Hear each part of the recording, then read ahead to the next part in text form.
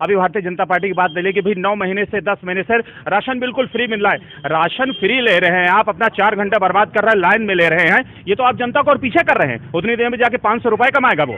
Ration आप free ले रहे, भाई मैं फ्री कर रहा हूँ, ये देश को विकास नहीं करे, देश को आप पीछे ले जा रहे हैं। नहीं दिया है, राशन की बात कर रहे हैं, वैक्सीनेशन की बात कर रहे हैं, इन्हीं ने हमसे 70 रुपए का पेट्रोल 110 रुपए में खरीदा, इन्हीं ने हमसे 400 रुपए का सिलेंडर 1000 रुपए में खरीदा है, हमसे ही टैक्स वसूल के हमको दे रहे हैं, उसके बाद कह रहे फ्री दिया।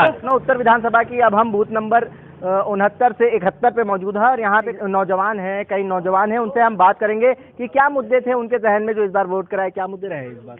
इस बार हमारा मुख्य मुद्दा रहा है बेरोजगारी, डेवलपमेंट, और ये जाति धर्म की राजनीति से ऊपर हट के हमने वोट किया।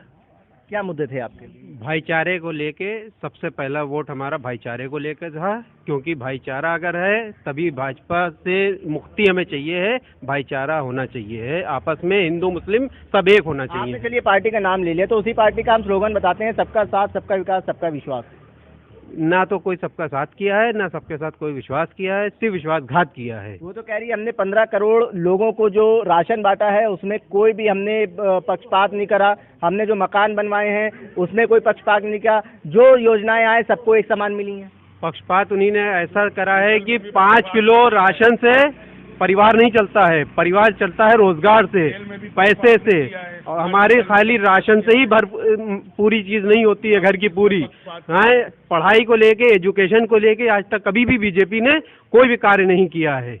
आपके क्या मुद्दे थे? हमारे मुद्दे ये थे, ना ही शिक्षा को लेके कुछ किया, ना ही एजुकेशन, और ना ही आपके हॉस्पिटल, कुछ भी। इन्हीं ने बहुत वादे किए थे कि हम यहाँ ये करेंगे, वो करेंगे। स्पेशलिटी की आप बात कर रहे हैं तो लगभग 40 जिलों में मेडिकल कॉलेज खोले जा रहे हैं। नहीं, खोले जा रहे हैं, शिलान्यास हो गए, खोले जा रहे हैं। 7 साल से सेंटर में गवर्नमेंट है, 5 साल हमारी राज्य स्टेट में गवर्नमेंट है, उसके बाद सिर्फ खोले जा रहे हैं। डबल इंजन की सरकार पे विश्वास नहीं रहा? बिल्कुल, बहुत विश्वास है, जितना बुरा अब तक किया उससे ज्यादा कहीं बढ़ चढ़ के आगे भी करेंगे, इसलिए हमने उनका बाइकाट किया है। लेकिन हम बात करें अगर उनके दावों की, तो डबल तेजी से विकास हो रहा है और 4 आपको उत्तर प्रदेश में एक्सप्रेसवे मिल गए हैं और एयरपोर्ट मिल गए हैं और कई ऐसे डेवलपमेंट करे हैं जो पिछली सरकारें नहीं कर पाई। लॉ एंड ऑर्डर की बात करते हैं, जी बिल्कुल, तो उसमें सबसे बेहतरीन अपने आप को साबित कर रहे हैं। जी बिल्कुल, समाजवादी पार्टी में R100 डायल, 102 डायल, ये सारी चीजें उन्होंने बनाई और गाड़ियां देने का काम किया, हेडक्वार्टर तैयार करवाए।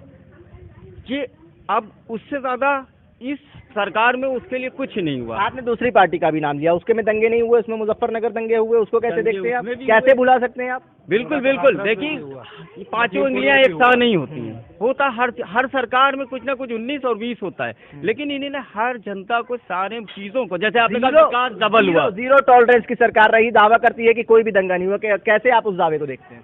दंगे तो अपनी जगह है, लेकिन ये बात सही है, भाजपा किसी भी तरीके की कोई पक्षपात नहीं करती है, मैं इससे एकदम इत्तेफाक नहीं रखता हूँ, कहीं पे पक्षपात नहीं है। देखिए, तेल महंगा हुआ सबके लिए हुआ, ठीक है, बेरोजगारी बढ़ी सबके लिए बढ़ी, डीजल महंगा हुआ सबके लिए महंगा हुआ, कहीं पर कोई पक्षपात आपको देखने को नहीं मिलेगा। तो सरकार का कहना है कि कोरोना काल आ गया जिसकी वजह से विकास का काम रुक गया, विकास नहीं हो पाया। सबकी हुई, कोई पक्षपात कहीं पर बीजेपी ने कहीं पर पक्षपात नहीं किया, सब जगह बराबर। आप जो कह रहे हैं उसका कटाक्ष में कर रहा हूं, आप कह रहे हैं कि कोरोना आया उसमें मौतें सबकी हुई, लेकिन सरकार कहती है कि हमारे अलावा कोई और गवर्नमेंट होती तो और बदतर हालत हो सकती। गवर्नमेंट आप जा करके देखिए, बाहर के मुल्कों में जा करके देखिए कि वहाँ पर कैसे मैनेजमेंट हुआ।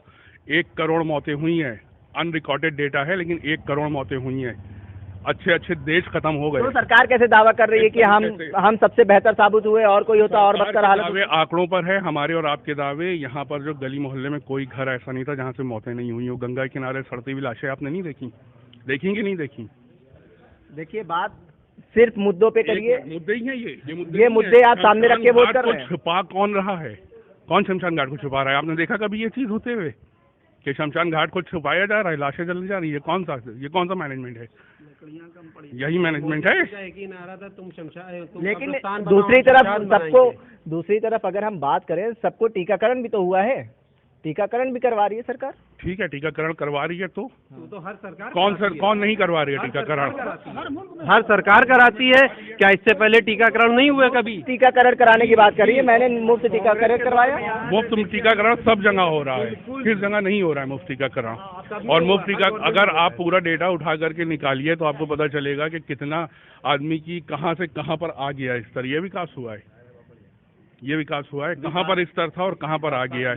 भले ही एक्सप्रेसवे भी बन जाएं और बिल्डिंगें खड़ी हो जाएं, लेकिन आम आदमी का जो है वो कोरोना काल में सारी जीडीपी गिर गई, सारे शेयर गिर गए, अंबानी का बढ़ गया, अडानी का बढ़ गया। कैसे पॉसिबल है ये नाराजगी है? जो नहीं, नाराजगी नहीं, मैं तो खुश हूँ। ये तो विकास हो रहा है भाई, अडानी का विकास हो रहा है। पहले खुशी पे वोट डाला है आपने? बिल्कुल, आज खुशी में मैंने वोट डाला है। 100 रुपए का शेयर आज 2500 का पहुंच गया अडानी का 5 साल के अंदर अंदर।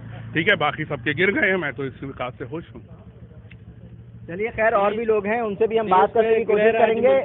साहब, आपने क्या मुद्दे रखे हैं? क्या मुद्दे थे आपके? क्या चीज जो वोट डाला है, मुद्दा क्या था? कुछ नहीं। देश के गृह राज्य मंत्री बोल रहा है, यहाँ पे नौजवान है, यहाँ पे नौजवान है, उनसे भी हम बात करेंगे। आप लोग आगे आइए, आप लोग पीछे मत हटिए। बताइए क्या मुद्दे थे आपके? क्या मुद्दे थे आपके? ये मुद्दा बताएंगे बीजेपी का।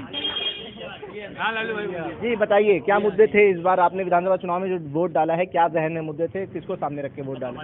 देखिए, मुद्दा तो 5 साल पहले योगी आदित्यनाथ जी की जैसी ही सरकार बनी थी, सारे मुद्दे तो खत्म कर दिए सोनी ने, ठीक है। और अब जो है यहाँ प्लस रही बात ये, तो जो है इंशाल्लाह 10 मार्च को आप देखिएगा फुल बहुमत से सरकार बनाने जा रही है बीजेपी, भारतीय जनता पार्टी, और योगी आदित्यनाथ जी दोबारा मुख्यमंत्री बनने जा रहे हैं। और सुन तो लिए ये सुन लिए यहाँ पे असल बात चक्कर क्या है, सबको राशन मिला, सबको आवाज़ मिला, सबको गैस सिलेंडर मिला, किसी एक वर्ग को नहीं मिला है, सबको मिला है। लेकिन फिर भी सुन तो लिए लालू भाई, आपको ये पता है, मालूम है, सिलेंडर छोड़ के चूल्हे लकड़ियों पे फिर से आ गए, धुओं के अंदर। वो हमने जो हिंदुस्तान की शक्ल 1980 में थी वहाँ पर पहुँच गए हैं भाई। फिर वही 40 साल पीछे, अरे वो हमें मालूम है, वो 7 सालों में 40 साल पीछे फिर से आ गए हैं। वो 7 सालों में हुआ है। इतनी महंगाई दिया है। राशन की बात कर रहे हैं, वैक्सीनेशन की बात कर रहे हैं। इन्हीं ने हमसे 70 रुपए का पेट्रोल 110 रुपए में खरीदा। इन्हीं ने हमसे 400 रुपए का सिलेंडर 1000 रुपए में खरीदा है। हमसे ही टैक्स वसूल के हमको दे रहे हैं, उसके बाद कह रहे फ्री दिया। फ्री का राशन और फ्री का रोजगार। महंगाई और बेरोजगारी मुद्दा रहा है जो चुनौती साबित हो रहा है इस वक्त आपको। 1400 घी का विपा 2200 रुपए में हो गया। अरे वो तो जो है 10 मार्च को पता चल जाएगा कि सस्ताई है, महंगाई है, क्या है। ये तो सब आप लोग के सामने का बेहतर पता चलेगा। बाबा जी हम मठ में जाके बैठेंगे। बताइए, भाजपा अगर रिपीट होती है, भाजपा अगर रिपीट होती है तो पेट्रोल और डीजल के दाम क्या कम होंगे? अरे ये तो जो है यहाँ बिल्कुल बढ़ेंगे। आप 10 मार्च से पहले देखिएगा, अगर पेट्रोल के और हर चीज की महंगाई के दाम ना बढ़ जाएं तो जो कहिएगा वो हार जाऊंगा। 11 मार्च को अखिलेश सरकार, ये दावा कर रहे अखिलेश सरकार आ रही है। अब वो तो जो है यहाँ 10 मार्च को पता चल जाएगा कौन आ रहा है। जो ऐसा कह रहे हैं कि ये महंगाई इतनी हो जाए, वो हो जाए, 10 मार्च को पता चलेगा, 20 मार्च को पता चलेगा। इन लोगों से कहिए बाबा जी की तरह ना टहले, पहले शादियां करें, बच्चे पैदा करें, फिर पता चलेगा दुनिया में कैसे व्यक्तिगत बात नहीं, मुद्दों पे बात करिए, मुद्दों पे बात करिए। ये उनका मुद्दा है, एक मिनट, ये उनका मुद्दा है, इनका मुद्दा है कि 10 मार्च को पता चलेगा।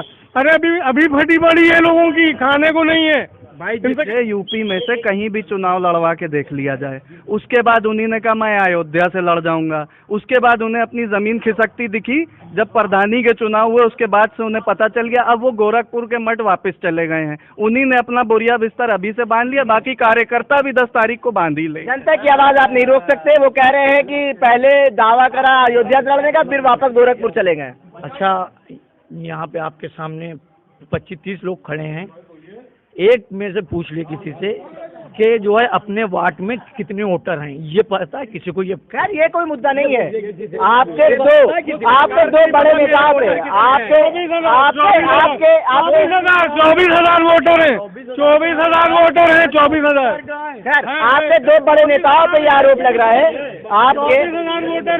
आपके दो बड़े नेताओं पे ये आरोप लग रहा है कि अपनी अपनी सीट चेंज करी है उन्होंने।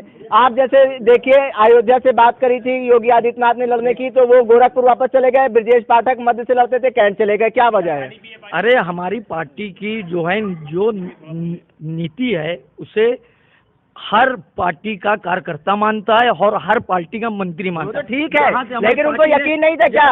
ब्रजेश पाठक को यकीन नहीं था क्या? अरे आप ये देखिएगा ब्रजेश पाठक जी 50,000 वोटों से जीत के आ रहे हैं, आप क्यों परेशान हैं? 10 मार्च को आप बताइए क्या मुद्दे रहेंगे इस बार विधानसभा में? देखिए जो इलेक्शन चल रहा है, देखिए कुछ लोग ये कह रहे हैं कि हम बीजेपी के हैं, हम समाजवादी पार्टी के। मुद्दा यहाँ पर है कि देश का विकास कौन कर रहा है। अभी भारतीय जनता पार्टी की बात ले ली कि भाई 9 महीने से 10 महीने से राशन बिल्कुल फ्री मिल रहा है। राशन फ्री ले रहे हैं आप, अपना 4 घंटा बर्बाद कर रहे हैं, लाइन में ले रहे हैं, ये तो आप जनता को और पीछे कर रहे हैं। उतनी देर में जाके 500 रुपए कमाएगा वो। राशन आप फ्री ले रहे, भाई मैं फ्री कर रहा हूँ, ये देश को विकास नहीं करे, देश को आप पीछे ले जा रहे हो। ये देश के लिए थोड़ी आप काम कर रहे हो। राशन में आप लाइन लगाए हुए, फ्री राशन मिल रहा है, भाई आप राशन लगाए हुए हैं। लेकिन 4.5 लाख युवाओं को सरकारी रोजगार भी तो दिया है, ये भी तो दावा है। कहाँ पे कितना रोजगार? एक मिनट, घोषणा पत्र में है, उनके प्रचार सामग्री में है। उसमें मुझे भी मेरी भर्तियां निकली, उसका एग्जाम्स हुए, सारे एग्जाम रद्द हो गए।